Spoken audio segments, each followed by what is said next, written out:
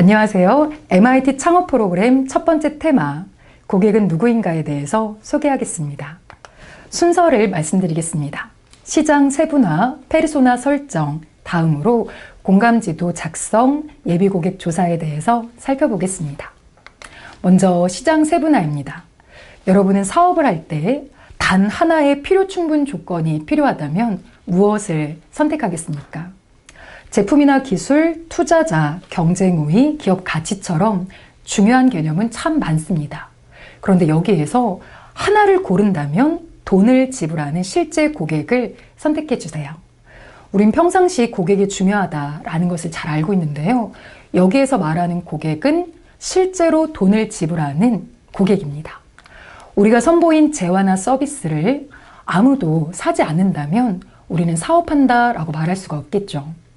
여러분이 선보인 제품, 그것에 처음으로 누군가가 돈을 지불했다면 그날 사업이 시작됐다라고 할 수 있습니다. 스타트업의 첫 번째 과제는요, 고객 지향적 관점에서 미충족 수요를 발견하고 그 다음 기반 위에서 사업을 설계하는 일입니다. 1차 고객이 누구인지 그리고 2차 고객이 누구인지도 살펴보고요. 이렇게 목표 고객을 정확하게 생각해 보는 것이 중요하겠죠. 신규 시장을 탐색할 때는요, 우리가 그 시장을 지배할 수 있는지 이것도 고려를 해야 되고요. 그 다음에 충분한 시장과 고객을 이해한 다음에 자원을 집중해야 됩니다. 그런데 이때 생각할 수 있는 것 중에 하나가 모두가 내 고객이다 라는 욕심일 수 있는데요. 이것은 함정입니다. 스타트업은 자원이 부족하기 때문에 이것을 목표 고객이 타깃되어 있지 않은 상태로 모두가 내 고객이다 라고 생각하게 되면요, 자원을 집중할 수가 없겠죠. 따라서 여러분들이 이 부족한 상황에서 어떠한 고객에게 최선의 서비스를 할 수 있을지, 그리고 목표 고객을 정확하게 시장 세분화하시는 걸 권합니다. 자, 시장 세분화 절차는요, 다음처럼 3단계인데요. 먼저 브레인스토밍을 통해서 다양한 시장 기회를 광범위하게 탐색합니다. 다음으로 목록을 줄이고 그 다음 직접적으로 시장 조사를 하는 것이 중요하죠. 브레인스토밍을 할 때는요, 일단 아이디어가 다양하게 나올 텐데요. 이때 많이 응원해주고 지지를 해주세요. 처음부터 아이디어를 낼 때 뭔가 거부 반응을 보이게 된다면 브레인스토밍이 적절히 이루어지지 않을 수가 있겠죠. 다양한 아이디어를 통해서 시장이 다양하게 정보를 얻게 된다면요, 그 다음에는 매력적인 시장 기회를 한 6개에서 12개 정도 목록을 줄이는 과정이 또 필요합니다. 그 다음에는 실제로 고객을 만나는 직접적인 시장조사 단계로 넘어가는 거죠. 여러분들께서 잠재 고객을 만나기 위해서 여러 노력을 하셔야 될 텐데, 실제로 전시회라든지 박람회 이런 곳을 가도 우리의 잠재 고객은 많이 있을 수 있습니다. 또한 동료의 네트워크 같은 것을 활용하는 것도 좋고요. 이러한 과정들을 통해서 시장 세분화를 하는 것이 바로 스타트업의 첫 번째 과제라고 할 수 있습니다. 그렇다면 얼마나 이런 시장 세분화를 할 때 시간을 쓰는 게 좋을까? 이런 생각도 하실 수 있는데요. 길면 길수록 좋습니다. 한 3, 4주 정도를 전문가들이 추천을 하는데요. 여러분들께서 이러한 노력을 통해서 목표 시장 고객과 직접 만나 양질의 자료를 얻을 수 있도록 노력해 주세요. 매력적인 시장 기회를 판단하는 기준, 이것도 참 중요하죠. 우선은 목표 고객의 지불 능력이 충분한지도 고려를 하셔야 되고요. 또한 목표 고객이 판매 조직에 쉽게 접근할 수 있는 방법, 이 채널이 있는지도 고민을 해야 합니다. 그리고 또 하나, 목표 고객이 구매할 수밖에 없는 절박한 이유도 따져봐야 돼요. 실제로 우리의 제품이 좋고 의미는 있지만 절박하게 구매하고 싶은 욕구가 생기지 않다면 그러면 구경만 하고 구매까지 연결되지는 않을 수가 있겠죠. 따라서 매력적인 시장계를 판단할 때 이러한 요소들도 여러분들이 많이 생각을 해보셔야 합니다. 또한 정말 매력적이지만 여기에 막강한 경쟁자가 버티고 있다면, 그렇다면 또 지금 타이밍에서 공략하기는 쉽지 않을 수도 있겠죠. 이러한 여러 가지 요소는 한두 가지로만 보기가 어려우니까 여러분이 시장계를 판단할 때는 다양한 요소를 정확하게 고려해 보시기 바랍니다. 자, 시장 세분화를 할 때 무엇보다 중요한 과정은요, 직접적인 시장 조사입니다. 먼저 시장 조사를 하라고 하면 인터넷 검색을 하고 싶은 욕구가 생길 거예요.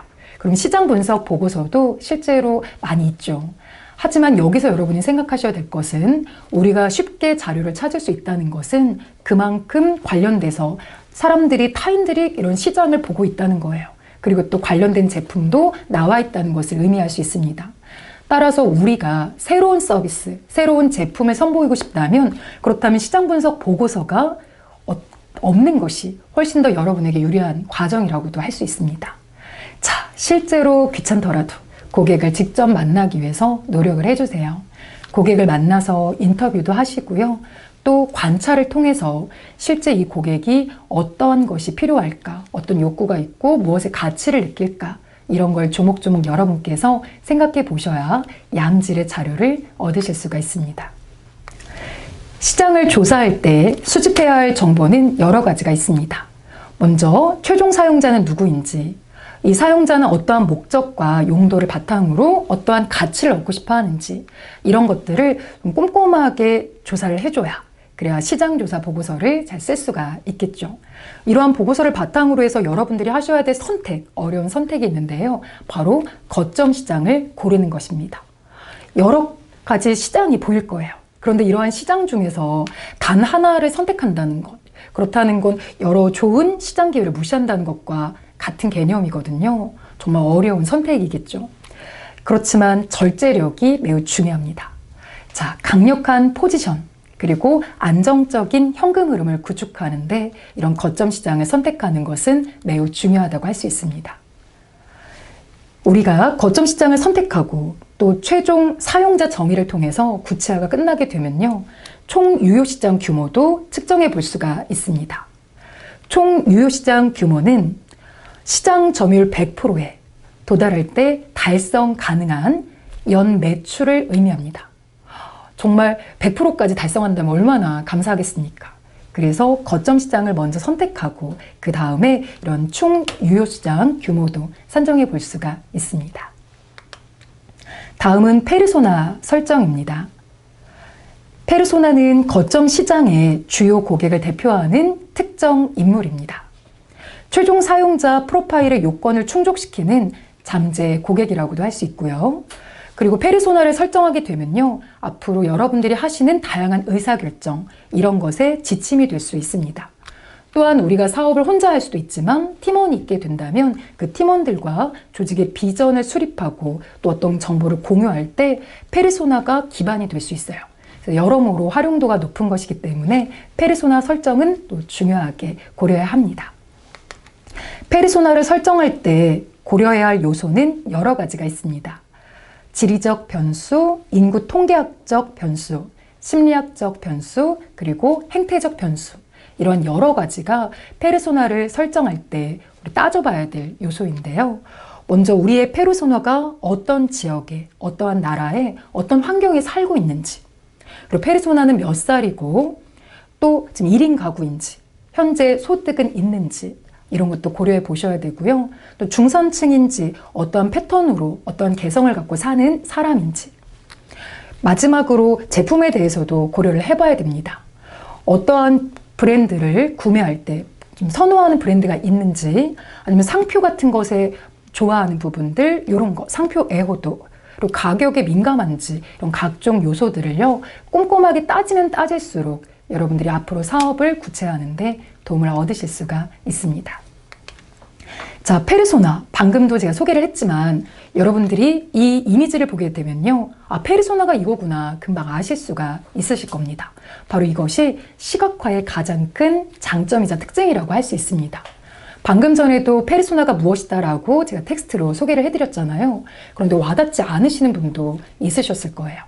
이렇게 와닿지 않은 내용, 그런 내용을 만약에 여러분의 제품과 서비스에 대해서도 역시 투자자나 고객, 그리고 팀원도 잘 이해하기 어려우실 수 있거든요.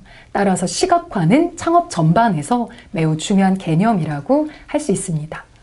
자, 페르소나 역시도 시각화를 해주는 게 좋아요. 지금 이미지를 보시면 뭔가 개구장이 이미지도 좀 들어있죠. 멋있고 전문적인 이미지도 있지만 자기만의 개성이 매우 강하지 않나 라고 저는 생각이 드는데요. 이런 식으로 여러분들께서 선정한 페르소나, 이 페르소나에 대해서 구체적으로 다양한 정보를 모아보시고 그 다음에는 지금처럼 시각화를 하는 과정을 거쳐주세요. 자, 다음은 공감지도 작성입니다. 방금 전에 소개해드렸던 페르소나는 좀 더 조목조목 다양한 정보를 담아내는 거라면요. 공감지도는 나의 고객, 그 고객의 감정을 실제로 이해해보는 거예요. 상황도 이해하고 특성도 이해하고 더 충분히 공감하기 위해서 거쳐야 되는 단계라고 할 수 있습니다. 보시는 이 캔버스에 하나하나 여러분들께서 공감 지도를 작성하게 되면요. 고객의 입장을 더 쉽게 이해하실 수 있으실 겁니다. 자, 어떤 내용을 담아야 될지 소개를 드리겠습니다. 먼저 우리는 누구와 공감해야 하는가? 그렇죠. 목표 고객을 의미하네요. 그 다음 그들은 무엇을 필요로 하는가? 그들이 필요로 하는 것을 우리가 서비스를 해준다면 훨씬 더 설득하기가 좋겠죠. 그 다음 그들은 무엇을 보고 있고 그들은 무엇을 말하고 있고 그들은 무엇을 하고 있고 그들은 무엇을 듣고 있는가? 마지막으로 빠짐없이 해주셔야 될 것이 그들이 생각하고 느끼는 부분입니다. 정말 여러분 이 질문만 보셔도요. 고객에 대해서 더 많이 이해하고 싶다라는 생각이 들지 않으시나요? 그렇다면 이 내용들을 조목조목 채우기 위해서는 그쵸, 실제로 고객을 만나지 않으면 채울 수 없는 부분입니다. 따라서 공감 지도를 작성하는 이 과정과 고객을 만나는 과정 이런 것들은 계속 연결해서 진행되는 부분이라고 할 수 있겠죠. 공감 지도를 조금 더 쉽게 작성하고 싶다라고 하시면 여러분에게 보여드리는 이것을 추천드립니다. 가운데 이미지는 유저라고 적혀 있죠. 페르소나를 설정하셨다면 그 페르소나의 대표적인 이미지, 그리고 특징 이런 것들을 유저 코너에 넣어주시고요. 그 다음에 고객이 말하는 거, 생각하는 거, 하고 있는 거, 느끼는 거 이런 것부터 먼저 정리를 해보시는 거예요. 또 우리가 팀 구성으로 뭔가 사업을 기획하고 있다면 혼자서만 얘기하고 마는 것이 아니라 포스트잇을 가지고 한 칸 한 칸 채워가는 것도 좋겠죠. 그러면 자연스럽게 겹치는 부분이 있겠고요. 또 우리가 놓쳤던 부분을 다른 팀원의 목소리를 통해서도 얻을 수가 있습니다. 대화만 하는 것뿐만 아니라 지금처럼 포스트잇 방법을 통해서도 고객의 목소리 그리고 팀원의 목소리를 같이 담아낼 수가 있습니다. 자, 마지막으로 예비 고객 조사입니다. 페르소나를 선정하고 또 구체화하는 것도 중요하지만 다른 잠재 고객에 대해서도 이해를 하고 분석을 하는 것이 병행되면 정말 좋겠죠. 예비 고객을 충분히 조사하게 되면요. 시장에 대해서 이해를 높일 수가 있고요. 또 자신감도 커질 수가 있습니다.